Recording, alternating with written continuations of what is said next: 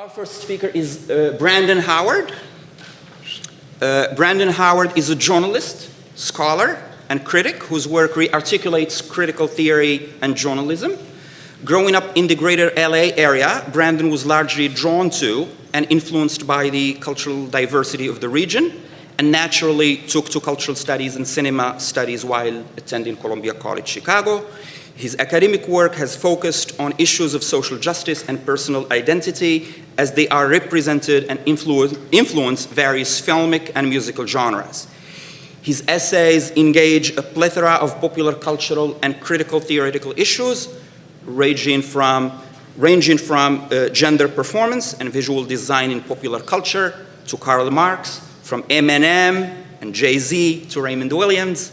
Very nice combination there, and Raymond Williams in cultural studies. Brandon's work has appeared in a number of magazines and newspapers, including Streetwise magazine, Do 312, Must See Films, I Paint My Mind, and the Columbia College Chronicle. When not writing, Brandon usually is watching a film, biking, or attending a show around Chicago. And the title of his project is Crossfading from Hierarchy to Heterotopia, the Political Power of Subversive Discourses Within American Music Festivals. In this project, Brandon Howard seeks to reimagine the mainstream music festival as a powerful site where dominant ideologies and issues of privilege can be interrogated, reconfigured, and subverted. Drawing on the work of Michel Foucault and John Kuhn to theorize the space of a music festival, Brandon investigates the ways in which the large-scale American Music Festival, as a unique audio heterotopian space, generates critical discourses and cultural criticism aimed to deconstruct notions and practices of bro culture and white privilege amongst festival goers. He contends that these discourses and critiques aim to reconfigure, interrogate, and subvert dominant reactionary discourses, behaviors, and practices, and particularly what is wearable and utterable within the festival. Brandon reads these critiques primarily as attempts to deconstruct white privilege, realign notions of cool, and also, and more importantly, effect policy change. Thus contributing, Brandon argues, to the emergence of what he calls alternative models and formations of the music festival. So without further ado, our first speaker, Brandon Howard.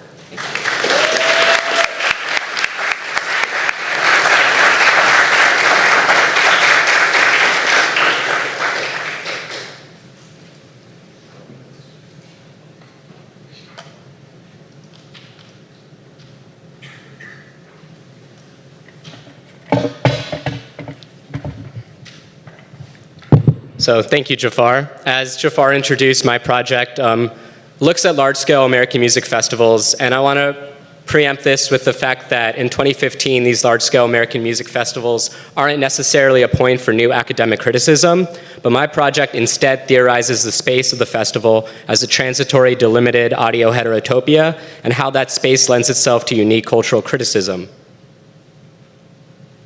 This unique cultural criticism then produces discourse that has ramifications beyond the festival grounds. So for example, festival goers wearing Native American headdresses has resulted in critics and bloggers taking aim at their use of what they call cultural appropriation, which produces debate over what it means to appropriate in the first place and has actually affected policy change where festivals have outright banned the Native American headdresses. So that's one example of the ways festivals can affect policy change and debate around larger cultural implications of fashion and behavior. But before diving into other specific examples and case studies, I want to first explain my theorization of the space of the festival, as well as how it can be used to describe how I'm going to define discourse. So the term audio heterotopia is derived from two theories, Michel Foucault's heterotopia and Josh Kuhn's audiotopia, and both of those ideas stem from the word utopia, wherein the definition of utopia is a place that does not exist.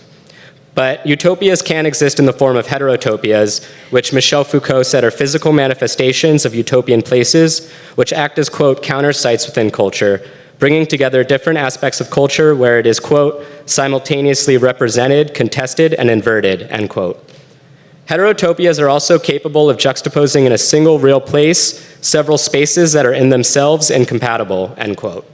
So just as the festival may be viewed as an orchestrated countersite to the norm of everyday life, whereas the gates around Graham Park segment Lollapalooza off from public space, the advertisement of the space also promotes a counter to daily routine, and in some cases also a reversion to a sense of the tribal, and the festival holds within it aspects of culture who view themselves, their peers, and their reflection.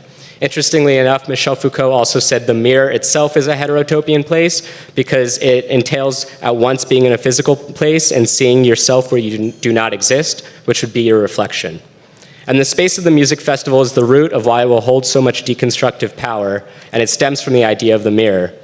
The double space is not just manifested in reflected online virtual videos and blogs after a festival, but also in the refracting of the reflected image, which occurs in cultural criticism all over the internet and websites such as Vice Magazine, Noisy, Consequence of Sound, who filter an image or reflection of a male in a Native American headdress, or groups of men symbolizing all the notions of power, and they filter that through a prism of satire to comment upon what the festival mirrors about dominant American culture. So this already inherently powerful political space of the heterotopia is then exasperated by its obvious affiliation with popular music, which provides the audiotopia. Audiotopia is described by Josh Kuhn as an oral utopian space where the listener is invited to create new social meanings through sound. So this discourse, or way of talking and producing knowledge, is a way of circulating knowledge through language. Michel Foucault said that discourse transmits and produces power. It reinforces it, but also undermines and exposes it. It renders it fragile and makes it possible to thwart it. And as I'll show in a couple of slides, what these websites really do is they represent and post the symbols of power on the website, also trying to subvert it through language of sarcasm and satire. And then Stuart Hall said that discourse is about the production of knowledge through language. And as I argue in my paper, there's 3 levels of discourse that are arising from the audio heterotopia. The first level is the immediate reaction, so blogs, social media, satire, photos. The second level of discourse is obviously arising from the first, and that's a larger dialogue over the implications of fashion and behavior. So discussions about what Native American headdresses and festivals might mean, discussion about what a lack of female representation on the lineups might mean. And the third level of discourse is a combination of 1 and 2, which actually affect policy change and behavior and lend to the rise of alternate festival models, which is the transformational festival. So the space of the audio heterotopia routinely and effectively comments upon bro culture and white privilege as it's seen to be existing in the music festival. So again, festival goers will see their reflection, but they'll see their image refracted back on blogs that night or the next day. And I use the word refraction, defined by Merriam-Webster, as, quote, the action of distorting an image by viewing through a medium. So you can see the image here is distorted, not visually, but verbally, through sarcasm and satire, aimed at images of power and notions of cool. And this form of cultural criticism is comical and happening all over the internet, but that doesn't mean that it's nonetheless political. Kathleen Rowe notes that comedy is, quote, an attack on the law and the father and a drive to level, disrupt, and destroy hierarchy, end quote. So the space of the audio heterotopia, the music festival, sets the terrain for a deconstruction of bro culture, satire being the tool of the deconstruction, which acts to bring low what was high or what was seen to be high. This idea of deconstruction, introduced largely by Jacques Derrida, says that deconstruction in language and theory is a parasitic operation, and it's an ongoing engagement with the terrain in which it takes place. These critics, these bloggers are at the music festival, and they're continually engaged with the festival culture and what that culture might mean for the larger implications of society. But without the mirroring and juxtaposingly seemingly incompatible aspects of the audio heterotopia, you don't have the satirical deconstruction, which is happening, like I said, in plain day in rather mainstream cultural websites and news outlets. The idea of deconstruction then sets the stage for an attempted inversion of power and even an inversion of the philosophy of coolness through blatant mockery. Also keep in mind the etymology of the term bro or brother had African American connotations before the mid-20th century. You bros are the unsung heroes of Coachella. Without you, who would brighten people's day with a clever, ironic t-shirt? How would women be able to dance without the impeding threat of being grinded on? And that image accompanies this article in Vice Magazine. So kind of what's happening here is the binary of cool and uncool as it's seen in culture is slyly being inverted, just as the word bro and brother had been inverted from its original connotations in the mid-20th century. And just as the very concept of cool itself had been inverted from the time when it, quote, developed mainly as a behavioral attitude practiced by black men in the United States at the time of slavery. Cool represents a paradoxical fusion of submission and subversion. It's a classic case of resistance to authority through creativity and innovation. So the philosophy of what it means to be cool is steeped within notions of submission and reversion, not for style, but for survival. And in the same idea, the coolness of satirical discourse, or deconstructive discourse arising from the audio heterotopia advocates from a freedom of perceived hierarchy and homogeneity while blasting and ridiculing it at the same time. So this satirical cool style of removed cultural critique in a sense can resist the authority and the intrusion of power by plastering its symbols on their website and slyly staying detached. This is also exactly what Foucault said heterotopias had the power to do, I'll move back one, where they simultaneously represent culture, contest culture, and invert culture. And then that was just the first level of discourse that I talked about. The second level of discourse, where it starts talking about the larger cultural implications within society, I'll use a case study from Lollapalooza 2014, where Dev Hines, aka Blood Orange, brought a sense of multiculturalism and progressive identity politics to a set at Lollapalooza that Britt Julius said was patriotic as shit. After Dev Hines decided to dedicate his set just weeks before what happened in Ferguson, he was wearing a t-shirt with the names Trayvon Martin, Jordan Davis, and Eric Garner. He saw that the power of Audiotopia to make a political statement.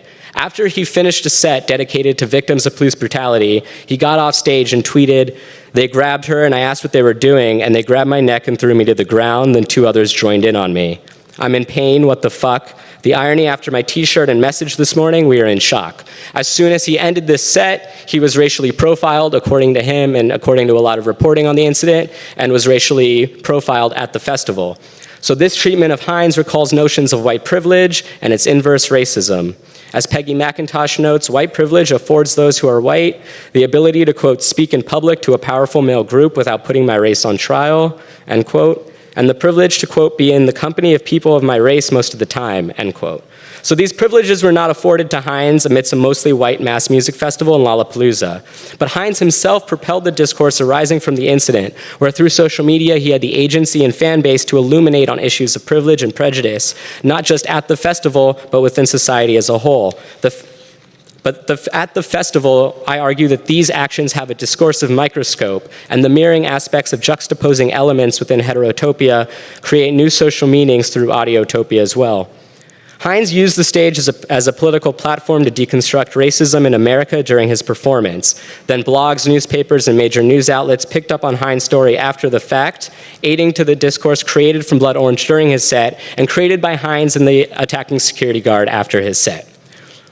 Britt Julius addresses this notion of exclusivity and emphasis on festivals catering to white privilege when she writes, quote, "Perhaps because so many of the mainstream festivals curate lineups that exclude swaths of the population who are largely black, Latino, poor, the gate jumpers, drug abusers, drunken masses I see at summer music festivals are mostly white.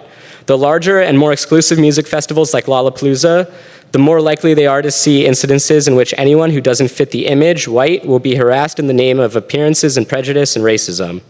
So unfortunately, Julius's words rang true in the case of Hines and Lollapalooza, but she is also adding to a discussion about race and privilege into the mainstream cultural lexicon, which arise from the terrain of a very mainstream entertainment destination, which is the American Music Festival. And as I spoke about a little bit earlier, another cultural effect of the heterotopia is its ability to enter a discussion about cultural appropriation more into the public lexicon. So Bear Witness, who's a member of an Ottawa electronic group, A Tribe Called Red, has been especially outspoken about the issue of Native American appropriation as it exists within the cultural festival goers. He said, quote, "You'll see someone wearing a headdress in the same picture as a totem pole and a canoe, when actually those are from 3 different cultures. The totem poles are from the Northwest, headdresses are from the plains, and the kinds of canoes you usually see are woodland canoes. So it's robbing us of our individual cultures." And after he was spoken out about it, festival goers kind of self-policed on social media, talking on forums why cultural appropriation was wrong, and even articles such as "This Means War, why the fashion headdresses must be stopped" appeared in newspapers like The Guardian. And then Bass Coast Music Festival in British Columbia, Glastonbury in the UK, and Tall Tree, also in British Columbia, are 3 music festivals that have done exactly what the form of discourse is called for by banning and restricting Native American headdresses and fashion attire. So as I argue, this policy change is indicative of the discursive power that audio heterotopia music festivals hold to reimagine and reconfigure the music festival's experience about what you can wear there, but also inform and comment upon the effects of an idea of bro culture and white privilege in society as a whole.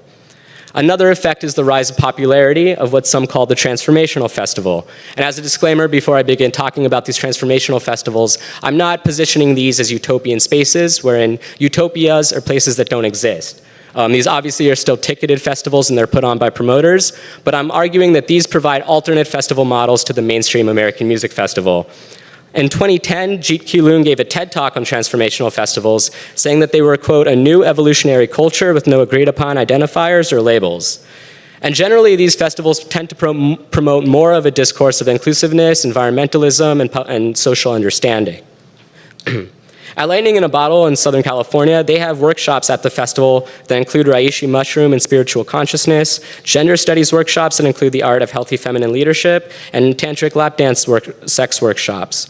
And one transformational festival has even been labeled the Anti-Bro Festival by writer Eric Sunderman in Vice magazine, and that one takes place in Iowa City. It's called the Mission Creek Festival.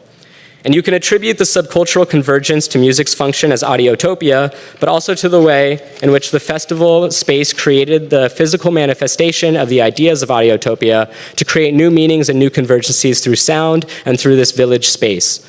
This and many other transformational festivals produce discourse of inclusiveness, but are born and popularized from a discourse of frustration with the mainstream festival, and as well as discourse of exclusivity that festivals like Lollapalooza promote, by catering to whiteness and efforts to exclude the other. So to conclude, I want to be clear that Foucault said that heterotopias can take various forms and functions within cultures, but in today's society, the music festival is one of the most popular forms of heterotopian space. Their main component is their power of discourse surrounding the music festival after the festival itself.